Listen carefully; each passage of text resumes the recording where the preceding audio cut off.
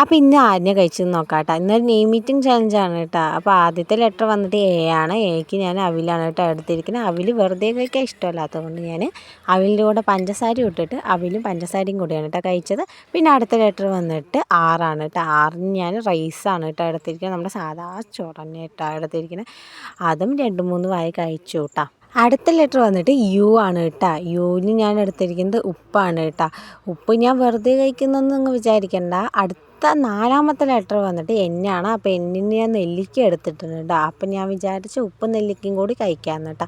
ഇതെനിക്ക് ഭയങ്കര ഇഷ്ടമാണ് കേട്ടോ. അങ്ങനെ കഴിക്കുക. ആദ്യം ഒരു കടിക ഒടിച്ചിട്ട് പിന്നെ മുക്കി കഴിക്കണം. ആദ്യം പറഞ്ഞാൽ പുളിപ്പ് നല്ല പുളിപ്പുണ്ടായിരുന്നു. പിന്നെ ഉപ്പ് മുക്കി കഴിക്കുമ്പോൾ അത്രയൊന്നും ഇല്ല കേട്ടോ. എന്തായാലും ഈ കോമ്പോ നിങ്ങൾക്ക് ഇഷ്ടമുണ്ടായില്ലയോ എന്നൊക്കെ കമൻറ്റ് ചെയ്യണം. പിന്നെ ഇത് ട്രൈ ചെയ്തിട്ടുണ്ടായില്ലയോ എന്ന് നിങ്ങൾ പറയണം കേട്ടോ.